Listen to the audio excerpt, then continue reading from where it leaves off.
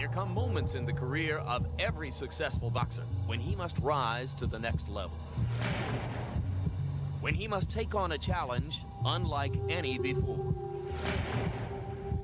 When he must face an opponent who is larger, younger, faster, or more experienced. When he must determine just how good he really is. Tonight we look at two such fighters as they confront their moments of truth. From his Olympic victory and pro debut through his tribulations. That's hooked by Campanella, sends De La Hoya down. And his speedy conquests. Right hand by De La Hoya, Campanella down again. We have followed the progress of Oscar De La Hoya. At 16-0 with 15 knockouts, De La Hoya has the potential to be one of boxing's best. But do his skills match his record? We'll soon find out as he faces the toughest and most experienced opponent of his career, junior lightweight champion John Molina.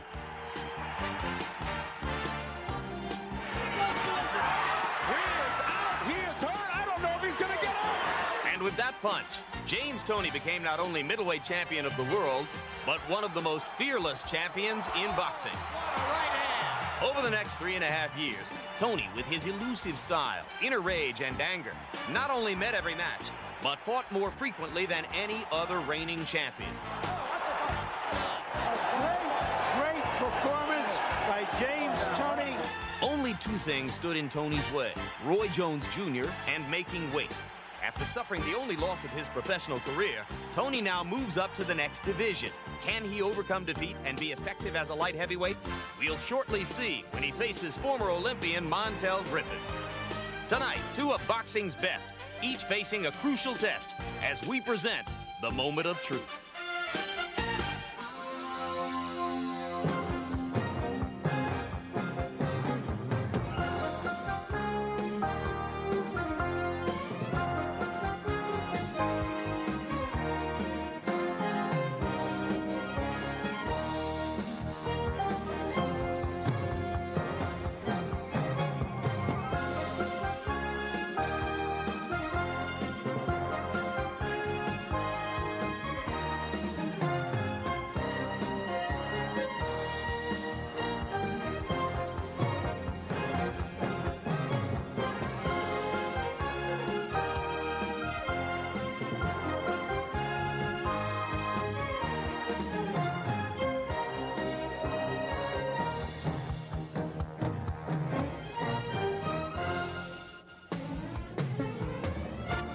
Tonight, live from the MGM Grand in Las Vegas, Nevada, HBO Sports presents a doubleheader edition of World Championship Boxing. First, former two-time champion James Toney makes his HBO debut as a light heavyweight against Montell Griffin. And then, Oscar De La Hoya, the undefeated lightweight sensation, takes on junior lightweight champion John Molina, moving up in weight. Both fights are scheduled for 12 rounds. All that behind you. Accentuate the positive, just eliminate the negative. James Toney, one thing for certain, he's a star. People still know that when you're going to see Toney, you're going to see a fight. He's got to just focus on who he is and go out there and do it. And he can do it. Not only that, we're going to see him as a middleweight again. This guy can fight in any weight class he wants. He's got to forget about the conflict with his manager, right? Well, as you get to be champ of the world, you get to be popular, you're going to have some clashes with managers because he's now his co-manager. He's going to need some help from Jackie, but not totally anymore. And they're going to have to learn how to compensate. Go down a notch without moving your ego any. Jackie may have to learn to just love him and respect him and let him have that. This from a man who manages himself as a fighter and who says his only complaint about his manager is... he eats too much for the boxer. He can't afford it. Don't you worry about a thing. So James Toney gets ready to enter the ring and to begin campaigning for a light heavyweight championship of the world. That unquenchable inner rage, campaigning for a light heavyweight championship of the world. That unquenchable inner rage dominates everything Toney does in and outside the ring. It has kept him in the headlines in a way he might not have liked since the loss to Jones.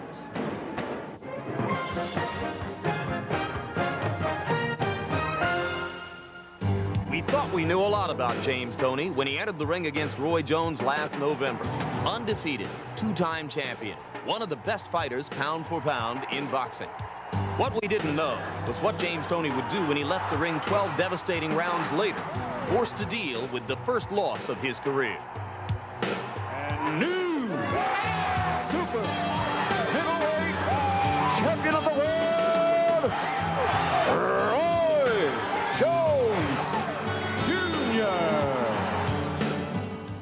2 days after the loss, James Toney stormed out of a meeting at the home of his manager, Jackie Callan, after she suggested he could take a rematch with Jones at 168 pounds, a weight that Toney had struggled to make, leaving him somewhere less than his best. I said, Jackie, I don't want to hear no more about no 168. Here she is, bumping her gums, blabbing at the mouth, saying, we can do this at 168 and this and that. And that's set me off right there. Then Toney was told Callan had worried during the fight about a proposed multi-million-dollar deal with HBO, contingent on his beating Jones. Toney concluded Callan's only concern was the money. I wanted him to be motivated. You know, I wanted him to realize we had a real big deal sitting on the table, a very large one. Actually, it was the largest deal that's ever been offered to anybody other than a heavyweight, and I was real excited about that, as was James. I mean, that's what basically you want out of any career you choose, is financial success. And when I saw the fight slipping away, I knew he needed a knockout in order for that deal to actually happen. And I guess I was just thinking out loud when I said, oh my God, he's got to win or that deal's out the window. That was totally uncalled for. And I lost a lot of respect for her because she said that. That loss of respect almost ignited an act of violence. Detroit boxing manager Jackie believed Callan in him is when getting no one about else did. 10:30 last night, his son shattered a glass table Toney's and temper, left him house but last night she called the West Bloomfield police for help. James Toney's mother called to say that James was threatening to kill her. On the surface, things appear to have calmed down now. But as Toney sets out to conquer the light heavyweight division, he leaves no doubt his business circumstances have changed. Right now I'm the boss. I'm in control of everything. Nobody can do nothing but me. James is calling the shots. I'm gonna do what I want to do.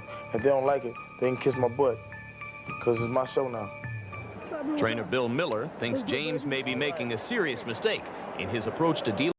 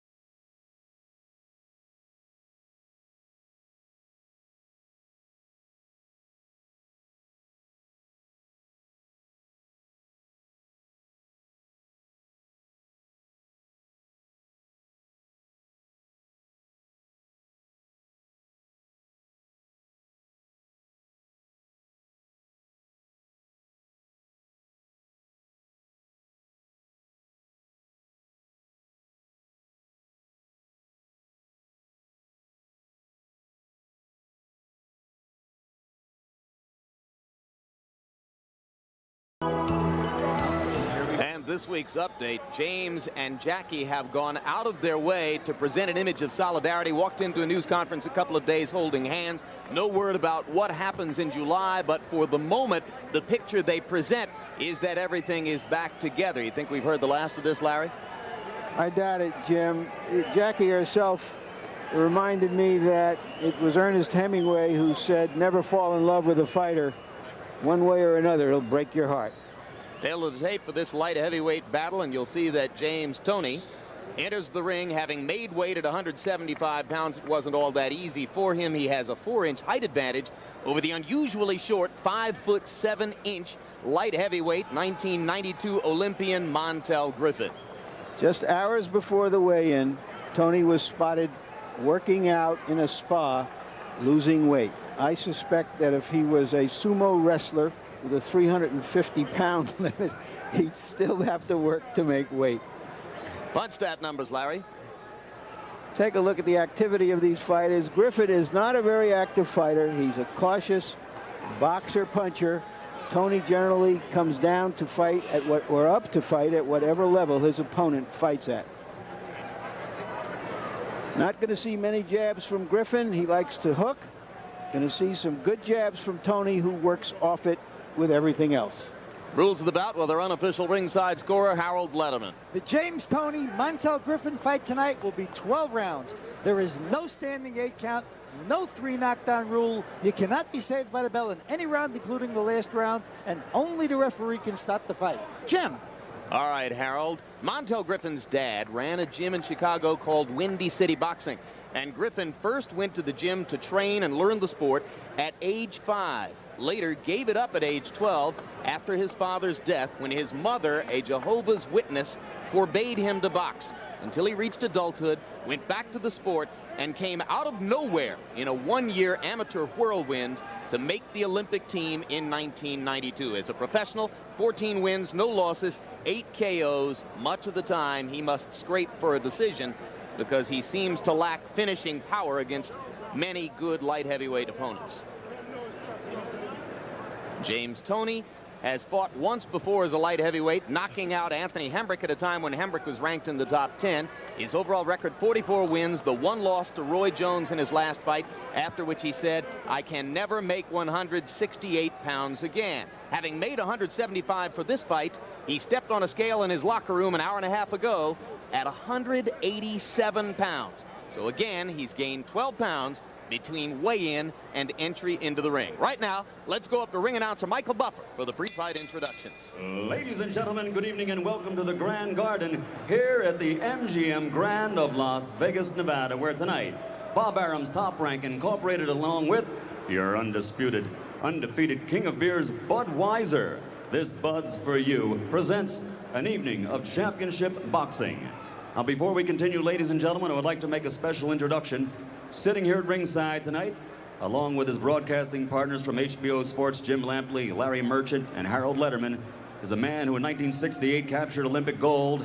In 1973, he became heavyweight champion. He took a little time off, and then again, just 13 weeks ago, right here at the MGM Grand, once again became the heavyweight champion of the world, Big George Foreman.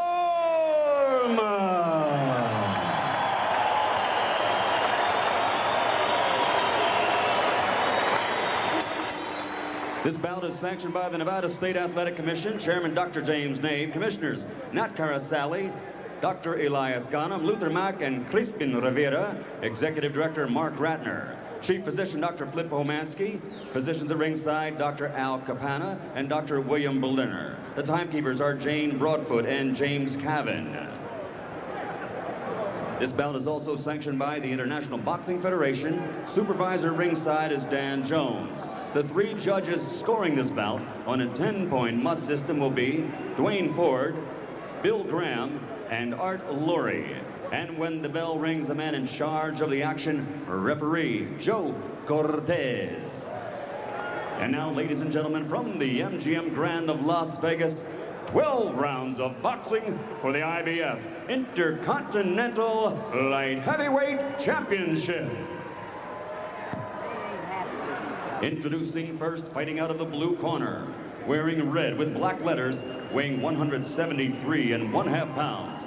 From the Windy City of Chicago, Illinois, he brings a perfect record as a professional into the ring of 14-0. 8 knockouts to his credit. Ladies and gentlemen, he is the undefeated Montell Ice Griffin.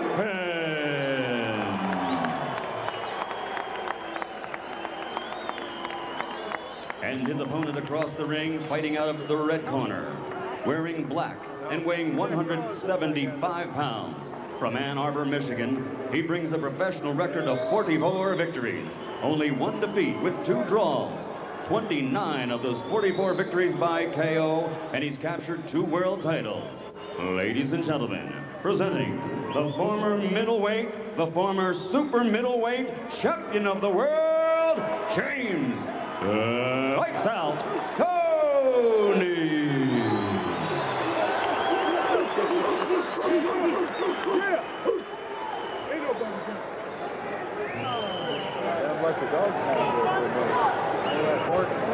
All right, Montell, Toney, we went over the rules in the dressing room. I won a good, clean fight. Obey my commands at all times. Shake hands. Good luck to both of you.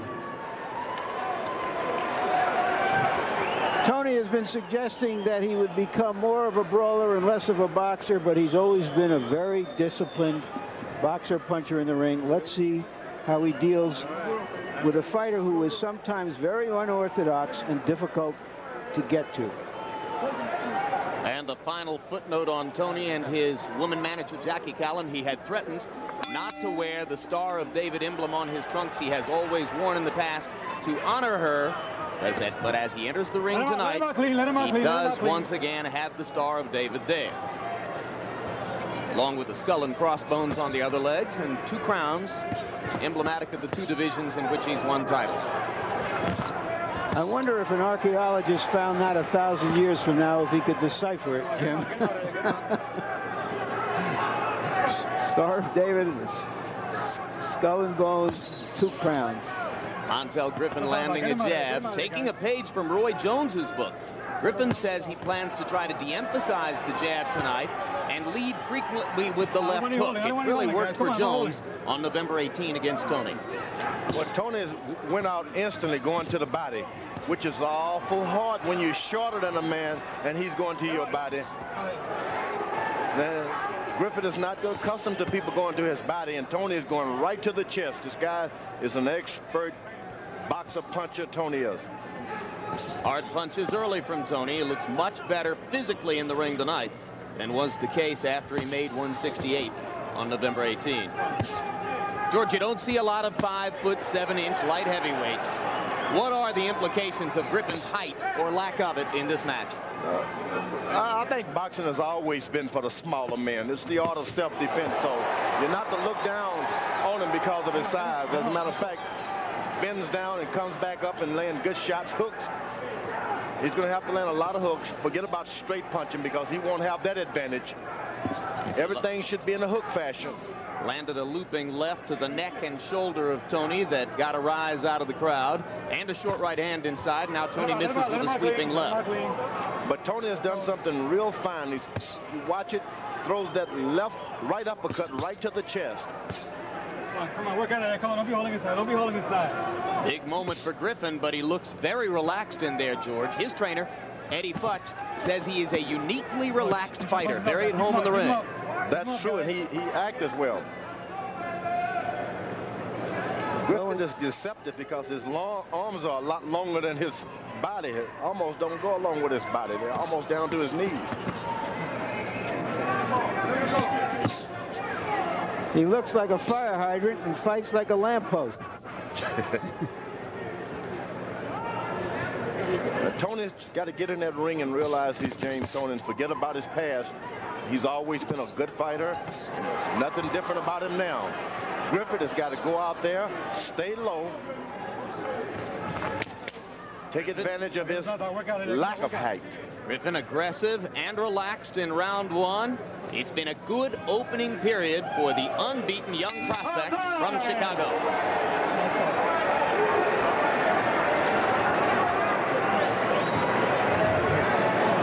All what you do is just give him a few more jabs.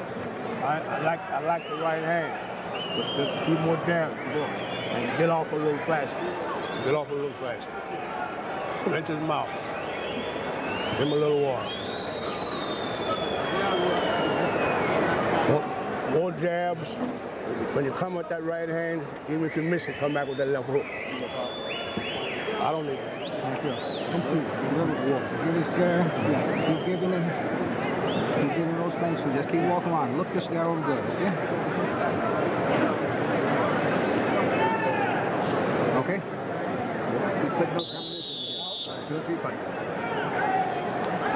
I don't know if Toney was a little puzzled by Griffin or if he was just measuring him to see what he has in the first round. We'll find out in this round. Interesting that though the near legendary Eddie Futch works in Griffin's corner, it is Thel Torrance who talks to Griffin between rounds. There's that good right uppercut right underneath that arm. Just under the breast. That hurt, especially when you've got 10, 12 rounds to go. Griffin early in round 2, taking as good as he's giving to the body. Exchanges of body punches dominating the fight so far. I've never seen a guy with a height advantage go down to the body like Toney is doing to Griffin. I've never seen it. Generally, you take advantage of your jab and you go for the headshots and some body punches, but not totally like that. Let me tell you, those body punches have already started to take their effect. Come on. Griffin is starting to do what he said he would not do. Said he would box. Well, James Toney said, "I'm tired of boxing. I want a brawl." So perhaps by going to the body early, rather than using the jab and his height against Griffin, Toney's trying to elicit a brawl from the smaller fighter. He's initiated it, and the brawl is on. Griffin is even going forward. One thing you don't want to do with James Toney, you don't want to move forward. Don't back him up. Why is that? You're going to run into some good right hands and powerful left hooks. You want to make Toney come after you.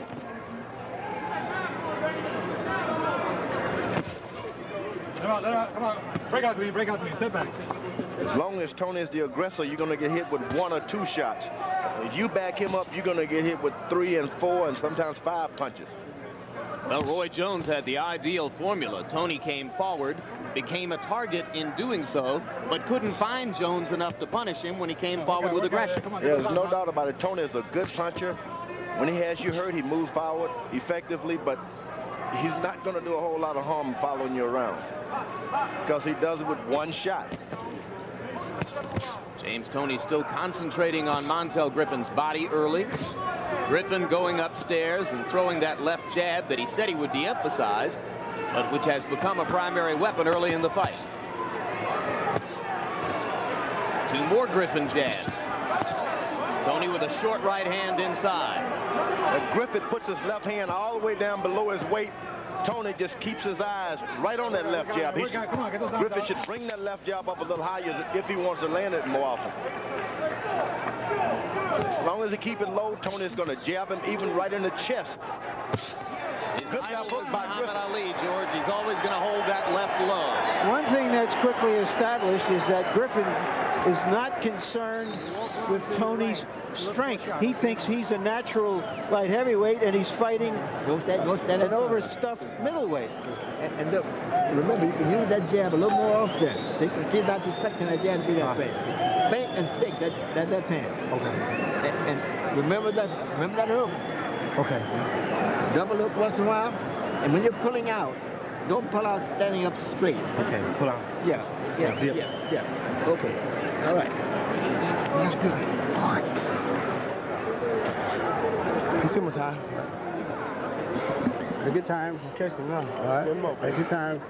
When you catch him, back with the hook, not 1 punch.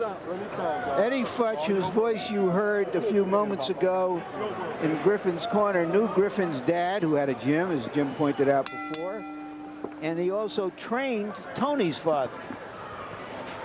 So if you're around as long as Eddie Futch is, you've touched about just every corner there is in boxing. That's right. Just about everyone in the sport. You heard Toney say to Bill Miller between rounds, "I'm catching him now." And Miller said, "Don't forget to use the left hook." So both trainers asking their fighters for left hooks. And it's Griffin who gets the better of that exchange.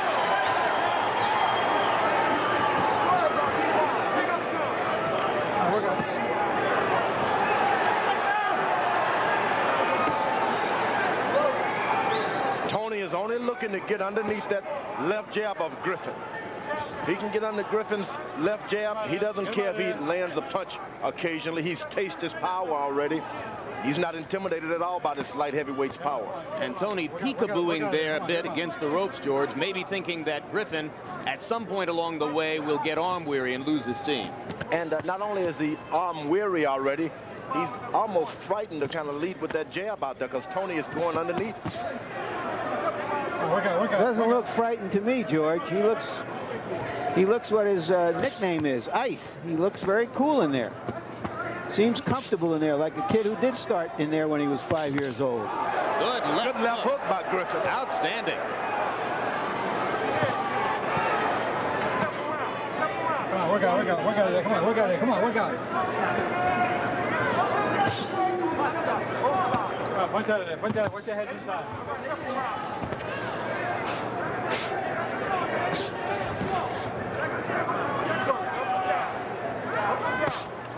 Montell Griffin proving an elusive target here in round 3, and so far executing his fight plan. Well, let me tell you, that left jab could have been a lot better, but Toney has got him throwing his left jab on the run now. Griffin is a little timid. He doesn't want to lead. He's turning southpaw. He's doing a lot of desperate things. He's going to make Toney mad with that stuff. No, but Griffin is doing it because he's been hurt real casually, like to the body, and it hurts. So you like the way things are going for James, and you think punching power is showing up for him here as a light heavy. He has his opponent now. He's throwing punches. He lands occasionally, but he's doing it so reluctantly, as though I'm going to hit back. Griffin manages to stay up.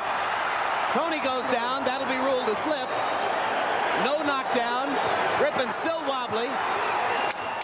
You were right about Toney finding his power at this weight, George. It was one punch that wobbled Griffin. Now Toney has to jab if he's going to do it again. And the bell stops Toney's assault.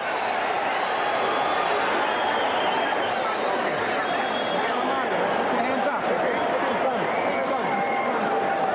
Give me his sponge. Montell, look at me, son. You all right? Yeah. You know where you are? Yeah, I'm a baby. Okay.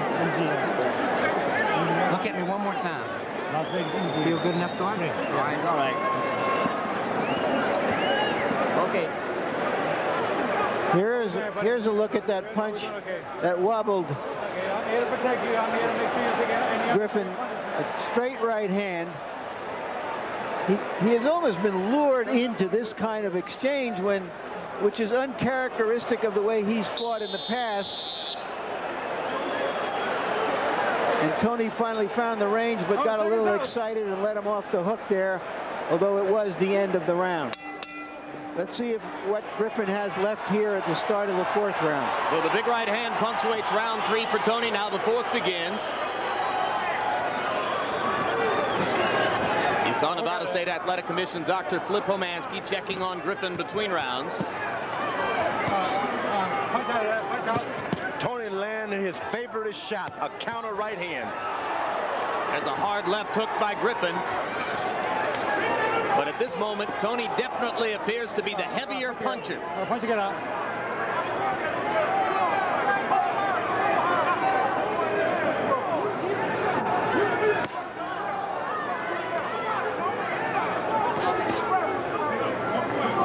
Now, Griffin is frightened now.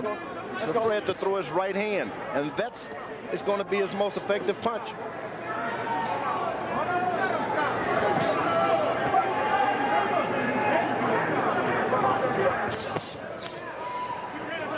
Toney is even going side to side. Not only is he in the pocket, stepping inside of the left hook and the right hand, jabbing to the body. Punch it out. Griffin lands another left hand as Toney takes a momentary breather. Typical of his behavior in the ring. The constantly voiced criticism from other fighters. Well, James never fights a full round. It never hurt him much until the Roy Jones fight. Barely missed with that counter right hand.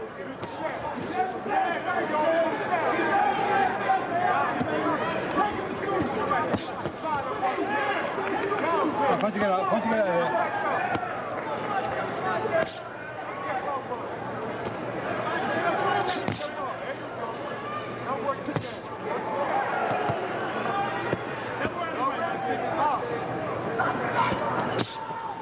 Griffin relying increasingly on that leaping left hook. Maybe opening himself up to the right hand more frequently than he'd like. Get him out of there. Come on, work out. Work out. Let's go.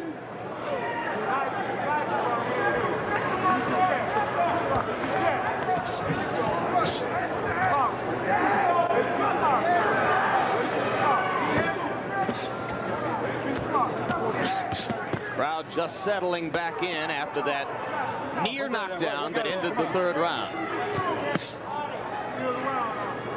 It's interesting that Toney not only is able to weave under that left hook of Griffin and the right hand. He's countered with the right hand and he weaves under the left hook. They trade hard punches inside, and Toney is getting the better of the exchanges as his power shots seem to do more damage. And Griffin is cut.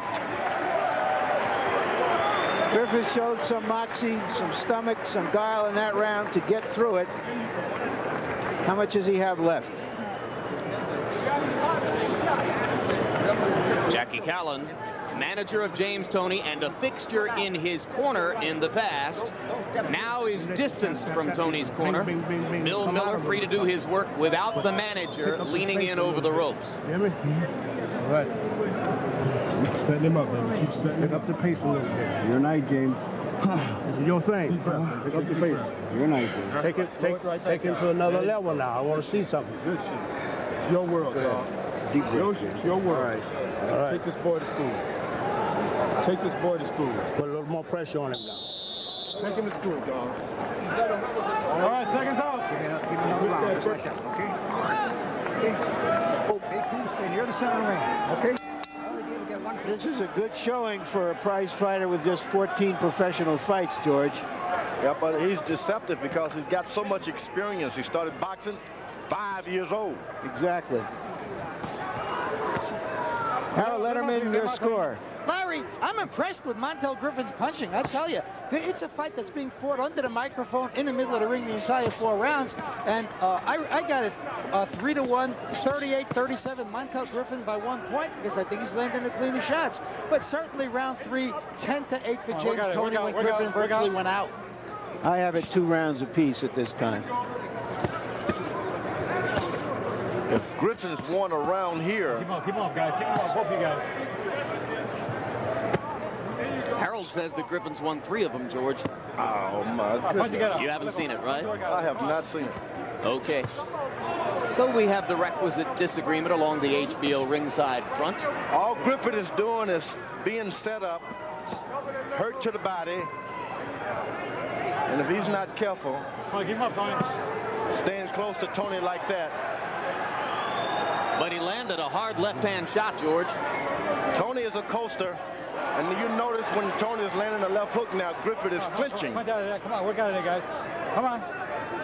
So the essence of what you're seeing is that Toney's punches do considerably more damage. Is that it? Not only that, he's fighting the kind of fight that Toney wants him to fight. Toney loves those ropes.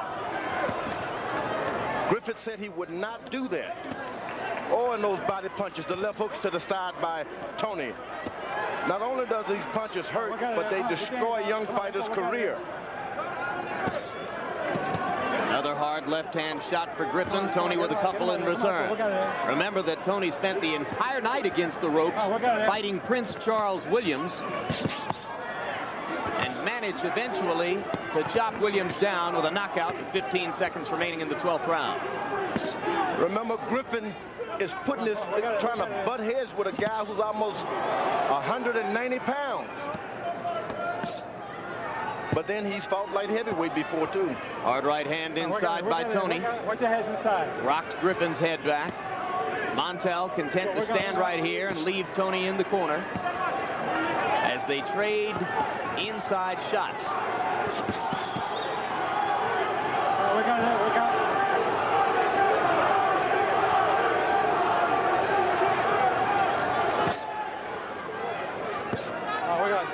Work out there. Toney always seems to finish with a left hook to the side.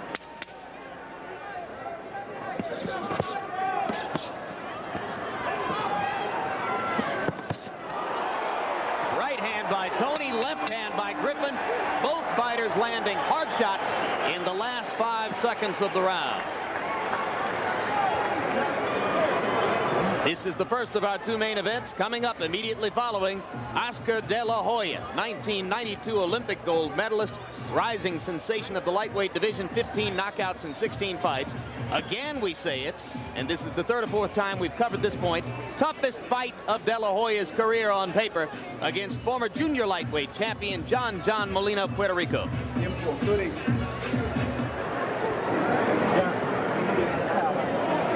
low, just underneath his shot. Watch pulling back. When you pull back after the jab, that's when he tries to pull that long right hand. Okay. Got to get underneath. All right. Okay. Give me another round. Light him up and turn him around.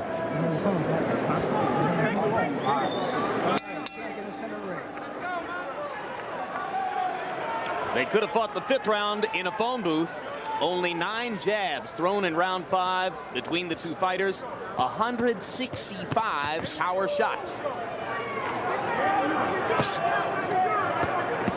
Someone should tell Toney to adjust his right hand after he throws his left hook to bring it up just a little higher for protection. The only reason he's been hit by a counter left hook is because his hands are just a little lower. But that's the scouting report on him, George, that he can be hit with the left hook as he just was there.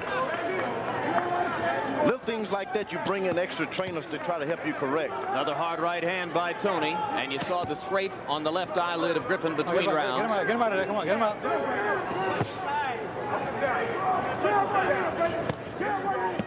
Good left hand shot to the body by James Toney. And it was a jab, so you note he's taking notes. Griffin moves around and walks around this very professional for a guy with so few fights. Work out of there. Come on, get the top out. Get him out. Come on, work out of there. Professional indeed, but prior to the Jones fight, few, if any, fighters in the sport were better at adjusting to the flow of the fight in the ring than James Toney. He didn't pick any walkover coming off that emotional fight with Jones. This is a real fight now here, folks. James Toney says he'd like to fight 9 times in 1995. Ideally, he wants to fight in March, he wants to fight in April, he wants to fight in May, and just keep on going. Has 2 more fights at the light heavyweight, he'll be down to a middleweight again, and he'll be happy to fight as a middleweight. No, George. He's looking to become a cruiserweight and then a heavyweight, and like virtually everybody in the sport, he wants a date with you. Don't they all? Don't they all? Toney has been accustomed to fighting his way down in weight. This time he's always had to go to the gym to do it.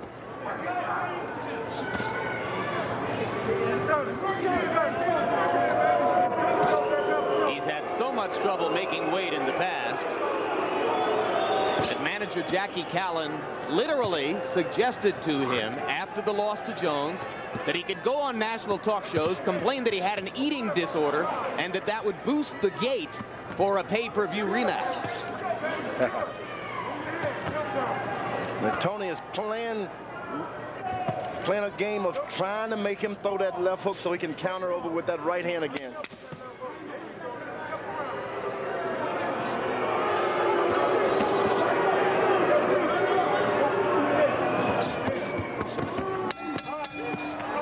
After the bell, hard left hand by Griffin. Toney wants a payback, and referee Joe Cortez keeps them apart. Hell yeah. You're not jabbing enough. Look here. It's sitting right there. Montell Griffin has had 14 professional fights, and only 2 of them have gone past the 6th round. Keep that chin down.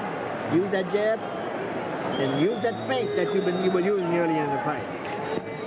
And on the inside, you use that double hook. Double and triple hook. What? Stay on the outside. That's good. I want you to stay on the outside. I want you to go in and out. Oh, okay. In and out. When you get inside, I want you to work inside. Here's the exchange. You'll hear the bell, then you'll see the punch after the bell. Trust me, there was a bell. Did you hear it? All right, seconds out.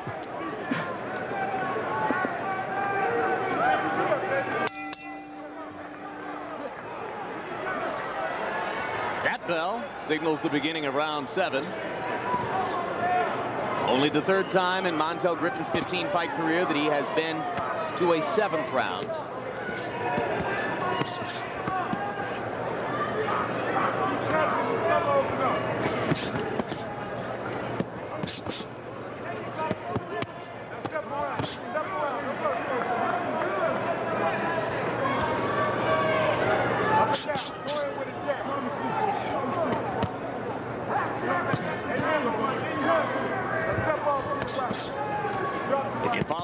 court, you're probably aware of a young heavyweight prospect, hard puncher named Jeremy Williams.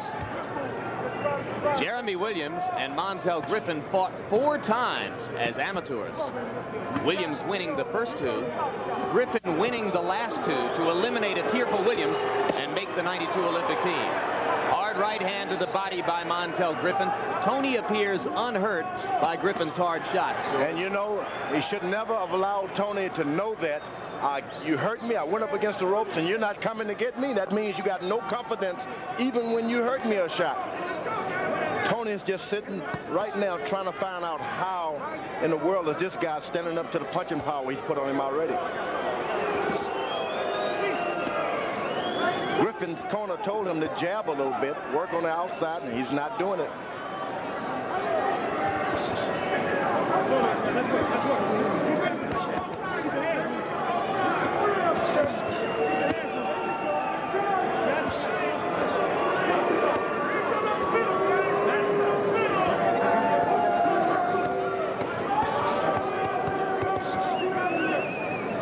Another exchange of body punches. Toney, though leaning against the ropes, just as busy as Griffin there. Hard right hand over the top by Toney. Work out. That left hook right on Toney's chops has been the best weapon so far for Montell Griffin. Toney's constantly keeping up the pressure, throwing that right hand underneath the heart, they call it. And the left jab is making Griffin's head snap back now. That means there's no power in his legs now. Hard left hand by Griffin, and Toney wobbles into the ropes. It was a slip. George, that slip was aided by a heck of a punch. Yeah, he's hurt, George. May regain his senses before the end of the round, but James Toney, fighting back with a fury here, is trying to erase some of the damaging effects of an outstanding Montell Griffin wallop.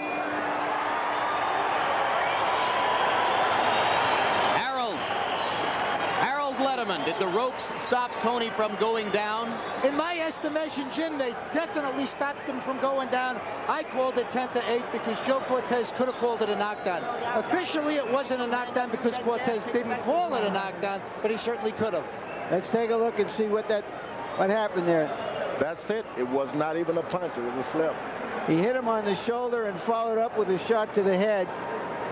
So it was. Let's see it. That is a different way. Now, where's the head? Toney has a tendency to throw shots and look for the ropes, and the ropes are not there, and he goes stumbling back. I think you're right, He's one George. guy who looks to foul on the ropes and gets in trouble because of it. Tough call, guys. He loves his back touching the ropes like the great basketball player Moses Malone. He likes for you to bump him first so he can throw his hook. Of course, that was very reminiscent of the backward stagger that was ruled a knockdown in the 3rd round of his fight with Roy Jones. Jim, if you get hit on the end of a punch and you go down, that's a knockdown. And this guy gets hit with a shot. He goes into the ropes. If the ropes weren't there, he would have went down. It certainly could have been a knockdown. I've got the fight at this point 4 rounds to 3. Montell Griffin 66-65. Montell Griffin by 1 point. I called round 7 10-8 Griffin because of what I thought could have been a knockdown, and certainly 10-8 Toney in the 3rd. And Griffin's confidence again increases as he trades shots with Toney in the middle of the ring. I have the fight even with 1 even round, but I do know this. Toney is a 4-1 favorite, but Griffin is not fighting like a 4-1 underdog. That's for certain. I think Griffin is going to make a lot of friends. Yeah, but you said earlier, George, that you didn't think he'd won a round. Do you still believe Griffin has Not a round, not a round. Didn't win the 7th. No, if he's got a round, it's because someone gave it to him. So on the one hand, he's impressing you, but on the other hand, you don't think he's won a round. He recovers quick. Toney is throwing some body punches like I've never seen anyone throw to a short opponent. Boy, that was a hard left-hand shot there by Toney, but it was a little bit extended. Griffin is trying to get his head right on Toney's shoulder, right on his chest, which is a difficult thing to do. You see now Toney reaches for the ropes. He likes leaning on the rope.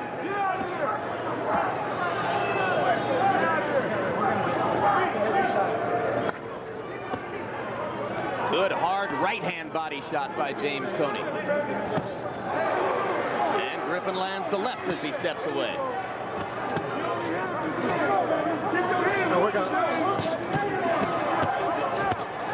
Hard right hand again by Toney, and again Griffin's feet leave the canvas. You would never guess that Toney ever was a middleweight with that much power in the light heavyweight. Of course, he thinks for 3 years he wasn't a middleweight. For 3 years he was a light heavyweight, starving himself to fight as a middleweight. That's the way he sees it.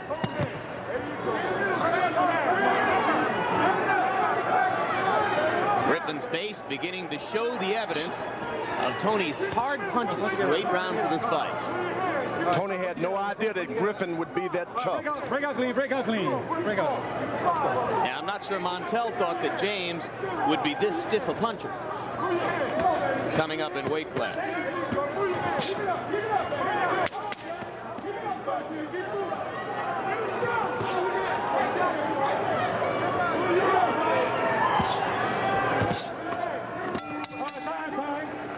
Griffin hasn't gone down, but he sure has done some funny things standing up, George.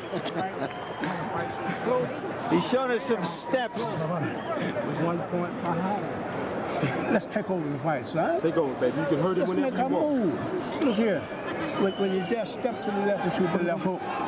Shoot the left hook. I want to see it. Don't tell me, okay, Pop. Jab, step to the left, pop that hook. All right. Put some pressure on this man. I ain't seen a right hand down the pike since that one you hit him and hurt him with. Let me see something. Meet that jab. On the inside, you've got to work. And you can't come out standing up straight. You've got to come down low. Get the towel, get the towel. And to the right. Go up to your right. Out, out. All right. 12 seconds out. Give me another round, Montell, okay?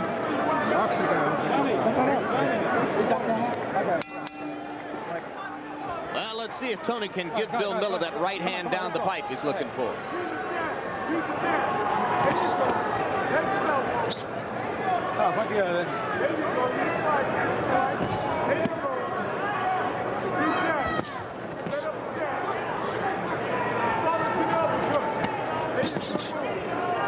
They told Toney to give a left hook, and he went out there and missed with it. Come on, work out now. Good short left inside by Toney. Good right hand by Griffin that time.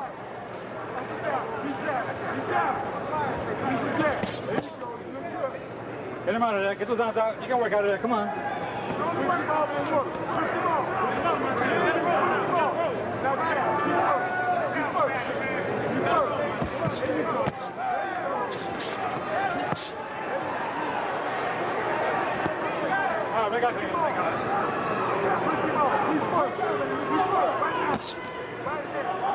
Griffin cannot throw his left jab at the same time as Toney's.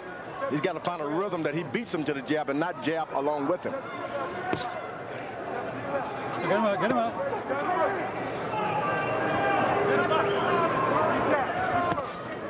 I don't know how much Toney's punches hurt, but Griffin's trunks are beginning to unravel, sequin by thread by sequin. So you're saying that James is knocking the sequins off of him? He sure is at the moment.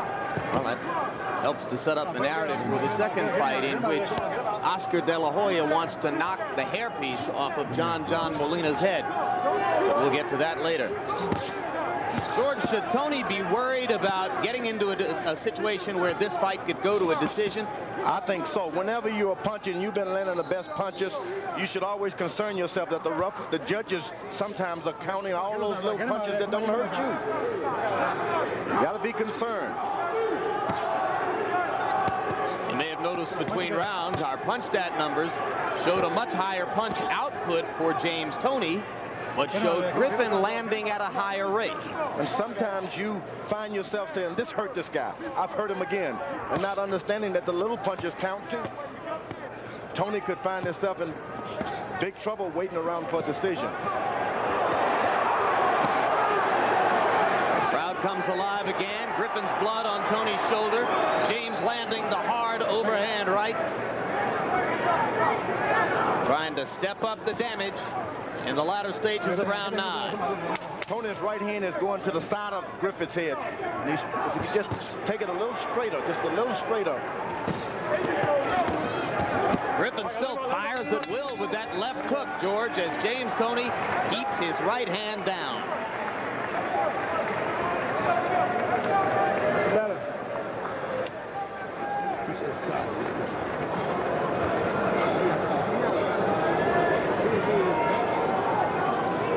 That's better. But you can even give me more than that. You can give me better than that, can't you? Well, give it to me. No, you're in great shape. This mother can't do nothing with you. I got to have it. Shoot yourself, baby. Don't shoot yourself. You hear me? We're coming down the wire. Boy, this is our rounds. Come on. We need all of these. We need every round to come in. Herman, you at home now. You need him again, right? All right. Then go and take him on father's bitch. Hey, let's keep that pressure on. James, you got a chance.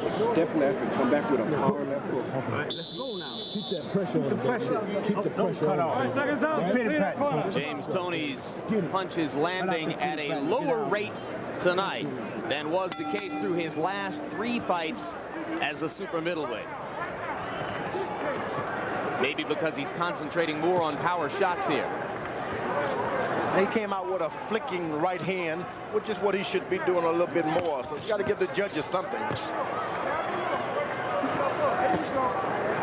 Toney largely dispensing with the jab. Montell Griffin using it more and more to try to keep James off of it. Tony's got a small cut underneath his eye also. Got to be a little concerned about keep bumping heads like that. Hard for me to tell the way they treated it in his quarter between rounds, whether that was his blood or Griffin's. Now Griffin assumes command again for a moment, or at least thinks he does.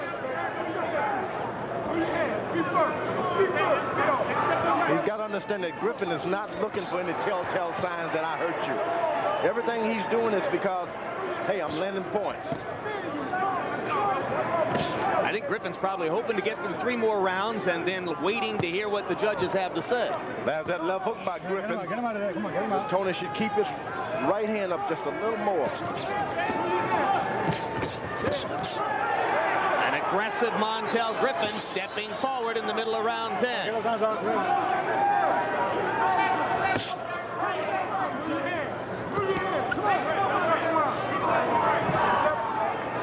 Toney seemingly a little unsure in this round, George, as to exactly what it is he wants to do. That's right. He's done everything he's wanted to do previously. Now it's a matter of what am I going to do different? Whoa, did that hurt? That left hook by Toney. But Griffin recovers quickly. Yeah, he's a well-conditioned fighter.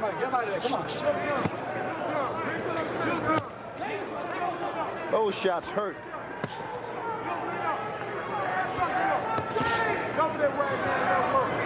These two fighters sparred with each other in Jackie Callan's gym after the Olympics in '92 when Jackie was interested in signing Montell Griffin to a contract. Spent a couple days there, sparred with Toney and said, I didn't like the way Toney's personality dominated that gym. I felt I should go elsewhere.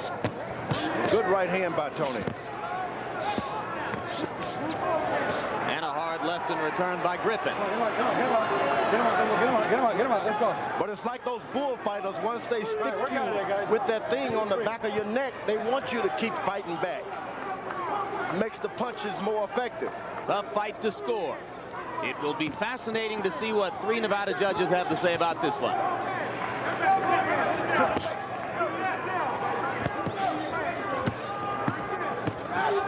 Remember that when last we looked, our unofficial ringside scorer, Harold Letterman, had Griffin leading in the bout. You can believe that the doctors are going to step in and look at Griffin this round. Because of the blood? He's been hit with some tough shots. Tired. You got to listen, okay? Listen, okay? When you throw your punches, you walk around to your right. Don't stand right in front of him, okay? He's tired. Give me the top. He's very tired. Keep that jab pumping, move around, and looking for your shot all the time. Okay. Yeah. Two more. Okay, look. All this guy. I'm gonna get my second win now. Okay, all right. He's trying to get some. Yeah. He's trying to get some air. and fight his spurts. You know what I'm saying?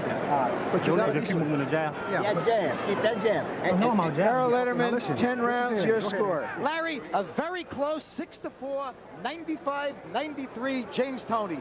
I thought he did enough with hand speed to win rounds 8, 9, and 10 to take the lead in the championship rounds. I think he's turning it on a little, and I think the heavy arms of Montell Griffin are starting to show. The guy's just tired. I have Toney ahead by a point now. Get the water quick. They go into round 11. Second time past the 10th round for Montell Griffin. For James Toney, it's the 11th time in his career that he has fought more than 10 rounds. And he's constantly throwing that right uppercut to the body. Griffin said in the corner that he's getting his second win together. That could be trouble for Toney. Punch stat numbers through 10 rounds. Toney throwing 131 more punches than Griffin, but Griffin landing just as many as James. So he has the higher connect percentage, according to our punch stat computer operators. Good right uppercut by Toney. Your hands are free, guys. Your hands are free. First time all night that he's countered a left jab with a right uppercut onto the head. Toney with hard right hands to the body. 5 minutes of fighting time left. Good right hand by Griffin.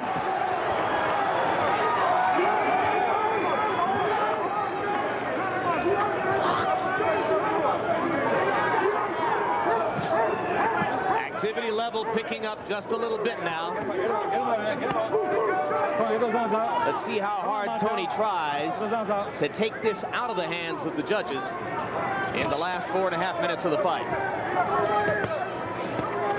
Get him, break out clean, break out clean, break out. Sorry, bro.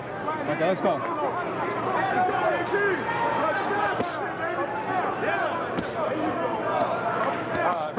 Break out clean, step back. George has a former 2-time world champion. Will James Toney get the likely benefit of the doubt from the judges? No doubt about it. The judges got to understand that Toney has a rhythm, he has a style, and when he's going forward, jabbing it, hey, he's doing what he want to do. The judges are going to respect this. He's been around long enough to know it, and they know exactly what he's doing. Toney's left eye closing just a little bit. We've charted the damage on Montell Griffin's face from the beginning. All right, break out clean. Break out. And now, after a pretty active first 2 minutes in round 11, they both look a little tired as they come down the stretch of the 11th. Toney's looking for a knockout now. He no longer wants to body punch and trade. He wants a knockout. Your hands are free, guys. What would be the best way to get it, George? He's going to have to now kind of bring his left hook underneath and finish it with a right hand. Bring the man's head up to your right hand. Now he's throwing a jab, and he goes down, and he misses with the left jab. Left uppercut, right hand is what it's going to take. Not a left jab and right hand. Montell Griffin clearly tired, not able to throw many punches in the last minute of this round.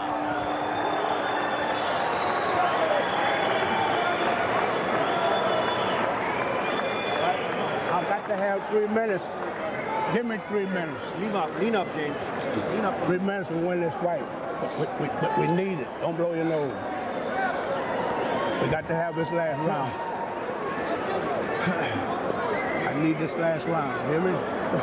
You want this fight, man? Listen, you want this fight, you can take it, okay? But you got to be smart. Don't give him that.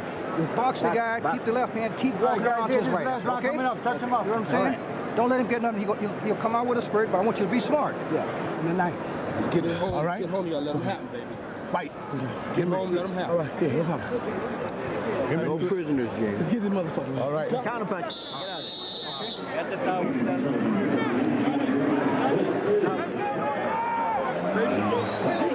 Montell Griffin might still be able to pull this fight out. James Toney is going to have to work in this 12th round. A vast difference in experience may be evident here. It's the 48th professional fight of James Toney's career, the 15th for Montell Griffin.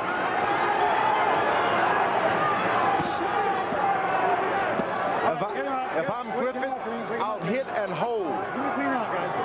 He'll be renowned if he can go 12 rounds with James Toney. And if you're Toney? Hey, Keep your left jab going. Now you'll go with a right hand every now and then, but don't go trying to finish him and give him a chance to get a flash knockdown on you. And that one just missed, and it gives Griffin a clear picture of what Toney will be trying to do in the round. Good left hook inside by Toney. Come on, give me a clean round, guys. Give me a clean round. Griffin pushes James away, and now will fire the jab from time to time to try to keep Toney off of it. Toney comes forward with the right hand and lands it. And did it hurt? It was high on top of the head. The only thing that kept Griffin up, the right hand was too high. It's got to be a left uppercut in the right hand if Toney wants to catch him. He can't just throw his left jab out there.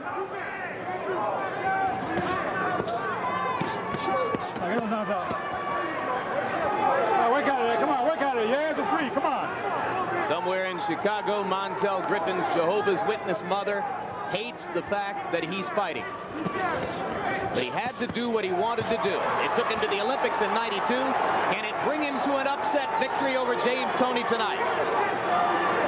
For Toney, what's at stake is nothing short of the rebirth of his career in the wake of a devastating loss to Roy Jones. Can he once again be one of the best in the world? All right, there you go. Toney is true to the profession. He's seeking a knockout every minute. Punch to get out. Come on, punch to get out of there. And you never count out James's chance to score the knockout. Remember, he knocked out Prince Charles Williams in this ring last summer with 15 seconds to go. Griffin is doing what I would have told him to do. You make it 12 rounds, be famous. Don't go in there trying to mix it up with one of the best punchers in this weight division.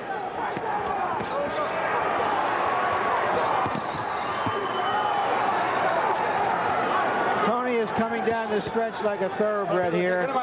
If he needs this round to win the fight, he appears to be winning it. Yeah, I think Griffin just sort of ran out of gas, physically and maybe mentally as well in the last 2 rounds. Griffin looked up to the clock. He wanted to know how much time he's got. And now he gives it all he's got and finishes with a savage flurry. And both fighters dance around the ring in a victory pantomime. Favorite fighter, man. For this business, man. I love you, man. I love you a lot, man.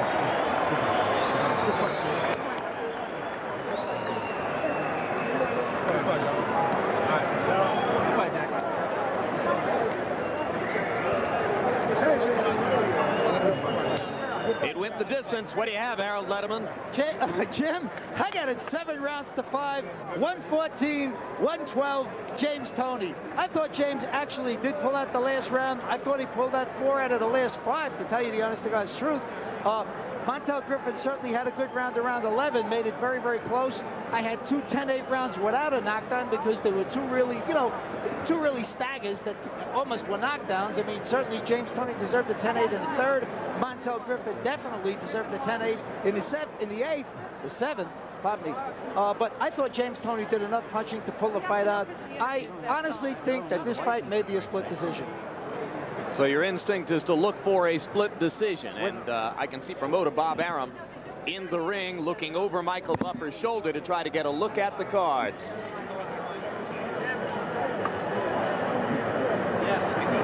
And now let's go to Michael Buffer to find out who won the fight. Ladies and gentlemen, here at the MGM Grand, we go to the scorecards. Dwayne Ford scores the bout. 114 to 114. He has it even. Bill Graham scores the bout.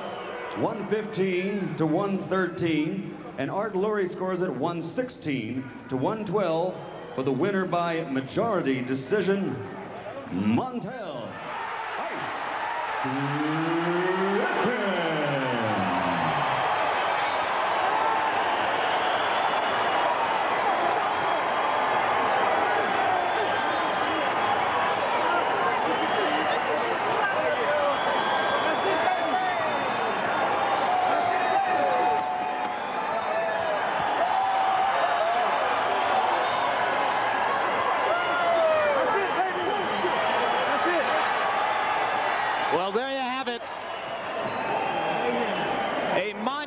final step forward in the developing career of young Montell Griffin. A shocking loss by decision for James Toney.